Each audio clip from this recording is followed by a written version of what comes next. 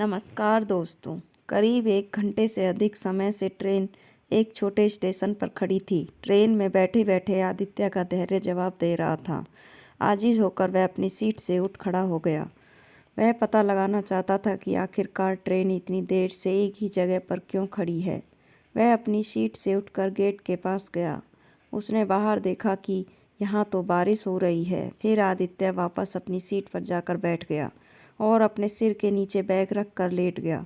काफ़ी देर बाद उसे धीरे धीरे नींद लगने लगी थी। अचानक एक महिला ने उसकी बाजू को हिलाते हुए उसकी नींद उड़ा दी। वह उठकर बैठ गया। इसी बीच उसकी नज़र एक अधेड़ उम्र की महिला पर गई। वो मैले कुचैले और गंदे कपड़े पहने हुए थी और अपने हाथ में अपना हैंडबैग पकड़ी हुई थी। ट्रेन स्टेशन से बाहर निकल चुकी थी और आदित्य और अपनी रफ्तार पकड़ चुकी थी। नींद में आदित्य को इस बात की तनिक भनक भी नहीं लगी कि कब उसका हैंडबैग उसके सिर के नीचे से फिसल कर नीचे फर्श पर गिर गया। आदित्य ने फटाक से अपना बैग उस महिला के हाथ से ले लिया और चेक करने लगा कि कहीं उसका पर्स और अन्य सामान गायब तो नहीं है। ज्यों ही उसने अपना बैग खोला तो अंदर अपनी माँ का शॉल देखकर आश्चर्यचकित रह गया। बैग में सारे सामान व्यवस्थित तरीके से रखे हुए थे। आदित्य ने बैग से शॉल निकाला और वह सोचने लगा कि पिछली रात जब वह बिस्तर पर जाने से पहले अपना बैग पैक कर रहा था तो उसकी माँ कैसे अपना शॉल लाई थी और उसे बैग में रखने के लिए कह रही थी। कैसे उसने कहा था अगर बारिश हुई तो बहुत ठंड लगेगी।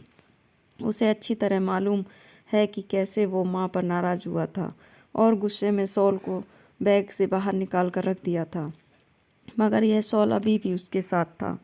वह मन ही मन सोचने लगा, शायद माँ ने मेरे सो जाने के बाद इसे वापस रख दिया होगा। कुछ वक्त बाद जब आदित्य पानी लेने उठा तो उसने देखा कि उसका शरीर तो बुखार से गर्म हो रखा है। खुद को असहाय महसूस करते हुए उसने तुरंत अपनी माँ को कॉल किया और बोला, माँ कल रात तुम मुझे कुछ मेडिसिन का पैकेट देना चाह रही थी। इससे पहले कि आदित्य अपनी बात पूरी कर पाता उधर से उसकी माँ बोल पड़ी, बेटा तुम्हारे सिर में दर्द है क्या? आदित्य कतई जाहिर नहीं करना चाहता था कि उसके बुखार के बारे में जानकर उसकी माँ बेवजह परेशान हो, इसलिए उसने कह दिया, हाँ माँ। उसकी माँ बोली, मैंने तुम्हारे हैंडबैग की सामने वाली जेब में दवा का पैकेट रखा है, तुम उसमें से निकाल कर सिर दर्द की एक गोली ले लो। और हाँ, मैंने पैकेट में बुखार की दवा भी रख दी है, शायद कुछ खा लो।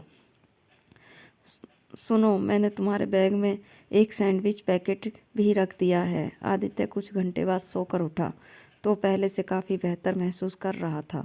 जैसे ही वह अपने पर पैर फैलाने के लिए उठा तो उसकी नज़र गलियारे के पास बैठी एक महिला पर पड़ी। उसने अपने बच्चे को गोद में ले रखा था।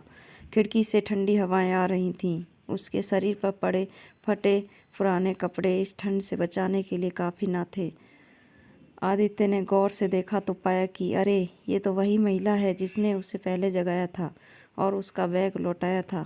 बिना सोचे समझे आदित्य ने बैग से अपनी माँ का शॉल बाहर निकाला और ठंड से कांप रहे बच्चे को उड़ा दिया।